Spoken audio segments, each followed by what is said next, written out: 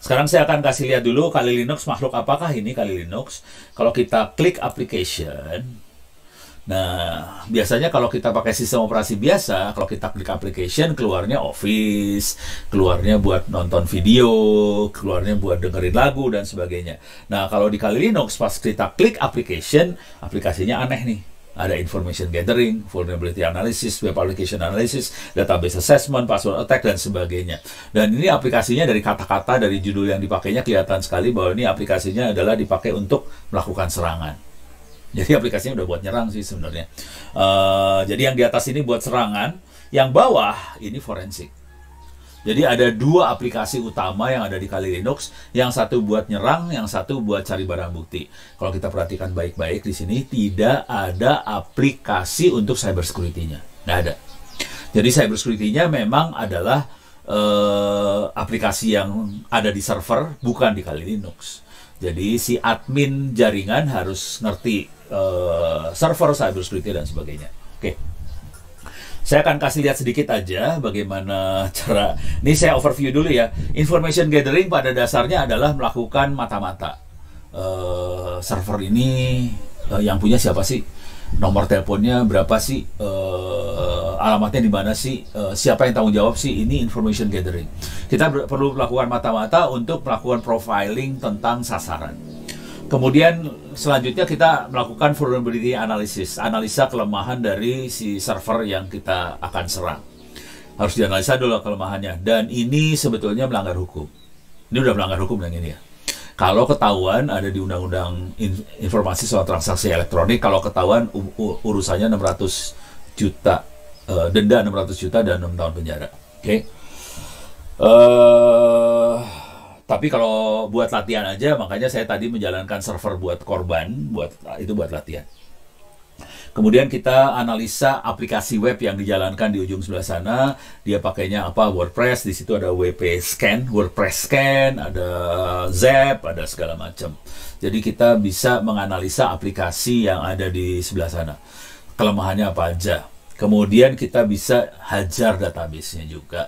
Kalau mau, ini ada database assessment, itu buat ngehajar database, ada ngehajar password. Password attack kita bisa ngejebolin password. Wealth attack kita bisa jebolin passwordnya WiFi. Sebetulnya kalau saya lebih cenderung nggak cara gini kalau nyerang WiFi sih ya. Kalau nyerang WiFi cara paling enaknya adalah bertemanlah sama yang punya WiFi. Nggak usah dijebolin, dikasih password juga. Jadi teknik serangan tidak harus kasar sih, bisa aja baik-baik, berteman lah, ngopi bareng lah, ngobrol lah, nanti juga dikasih gitu kan, gampang.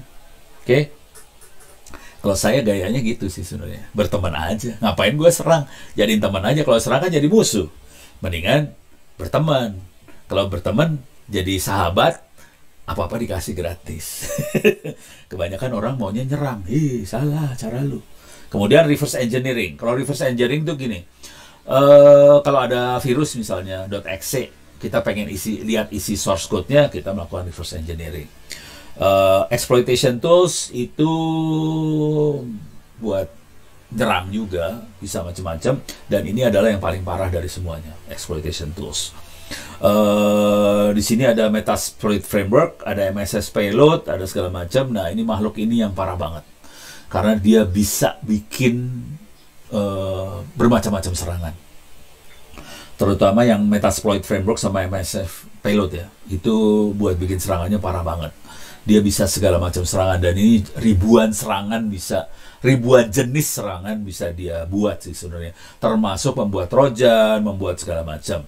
Cuman kalau crypto virus kayak ransomware segala macam, enggak. Dia lebih trojan yang lebih sopan gitu ya. Kalau udah crypto udah mulai nggak sopan soalnya, parah banget. Oke. Nah kemudian ada buat nyadap, sniffing, spoofing.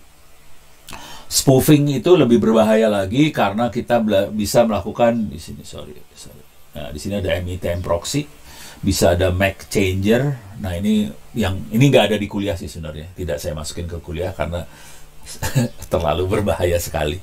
Tapi globalnya gini lah, kalau kita pakai HTTPS, komunikasi semua dienkripsi, dan semua komunikasi sekarang rata-rata pakai HTTPS. Dan menggunakan teknik yang spoofing ini, kita bisa ngehajar HTTPS, passwordnya kita bisa dapat, transaksinya tentang apa bisa kita dapat, bahkan kita bisa, misalnya kita melakukan transaksi perbankan ke bank mana gitu, maka HTTPS kita bisa ngubah angkanya sih sebenarnya, angka transaksinya misalnya, bahkan angka ininya juga bisa, angka nomor akunnya bisa kita rubah sih sebenarnya. Gitu. Jadi yang MITM proxy itu yang parah banget karena dia menyerang sesuatu yang di-encrypt. Parah. Jadi parah. Dan saya pernah dengan mata kepala sendiri, waktu itu sama Pak Gildas duduk sebelah saya, dia melakukan serangan, jebol. Duitnya ditransfer ke akunnya dia. Jadi yang lebih parah yang ini, cuman nggak akan saya demoin ya. Nah, yang post exploitation itu kita biasanya bikin, jadi setelah kita post exploitation adalah sesudah server kita exploit, sesudah server kita jebol. Jadi setelah server kita jebol, kita bisa bikin apa sih namanya, pintu supaya kita bisa masuk dari belakang, biasanya backdoor dan sebagainya, itu post exploitation. Sesudah dieksploit, kita bisa bikin backdoor supaya kita bisa masuk dari belakang. Nah, yang ini forensik dan reporting tools itu dipakai buat orang-orang forensik, reporting tools buat vulnerability analysis biasanya, dan kita bisa memberikan laporan. Jadi ini yang dua terakhir ini duit banget sih sebenarnya. Jadi kalau ada kejadian perkara, kita jadi ahli forensik buat cari barang bukti, dan tekniknya saya kasih gambaran sedikit tentang teknik forensik lah ya. Teknik forensik, jadi orang forensik itu orangnya harus disiplin sekali, dan dia harus mengasih label semua barang bukti yang dia temukan. Dan orang-orang itu, orang forensik yang benar, dia orangnya sangat disiplin sekali, dan saya sudah ketemu paling nggak 3-4 orang forensik, dan orangnya sangat disiplin. Dan komputernya nggak bisa kita pegang sembarangan. Jadi komputernya itu ada 2-3 layer password. Jadi untuk sampai dia bisa bekerja, dia harus masuk 2-3 password. Jadi kalau kita kan biasanya passwordnya cuma 1, itu pun akan otomatis diisi kalau kalau saya kan gitu ya. Kalau orang forensik enggak. Jadi 3 password dan nggak bisa diisi sama sembarangan orang, cuma dia bisa isi, dan kalau bisa sistem operasinya dienkripsi. Dan yang akan dia lakukan adalah semua barang buktinya akan dia copy bit per bit. Jadi misalnya dia dapat barang buktinya harddisk, dia copy harddisknya bit per bit, itu dia punya copy harddisknya. Harddisk yang fisiknya yang berhasil dia selamatkan akan disimpan jadi barang bukti fisiknya. Barang bukti elektroniknya dia punya, itu tidak akan dia sentuh juga, itu jadi arsip juga. Jadi ada 2 arsip yang nggak disentuh. Kemudian akan dia bikin kopinya satu lagi, dan itu yang akan diproses forensiknya. Jadi untuk bisa bikin forensik adalah dia copy harddisknya, atau flash disknya atau USB-nya. Kalau kita bisa akses ke handphone, apa ya? Handphone nggak pakai harddisk sih soalnya. Jadi pokoknya sistem operasi yang sistemnya si handphone tadi dia copy, kemudian di copy lagi, copy yang ketiganya ini yang baru dia proses. Oke. Dan prosesnya itu dia akan nyari apa sih namanya? Nyari file yang dia mau sih. Misalnya extensionnya .conf atau log atau apa, nah itu dia cari. Dan dia nyarinya gila-gila. Bayangkan file itu dalam komputer atau dalam flash disk itu kan ribuan file. Dia harus nyari file yang kira-kira berkaitan dengan kejadian perkara yang terjadi, dan dia itu akan dipakai di screenshot apa segala macam, dan itu yang akan dipakai buat di pengadilan. Oke. Dan mereka semua akan pakai yang namanya public key, private key, itu dipakai semua, karena itu yang membuat barang bukti itu dikunci, nggak bisa dirubah. Oke. Jadi teknik kunci itu dipakai banget, karena teknik kunci itu yang memastikan barang bukti ini tidak berubah nantinya. Oke.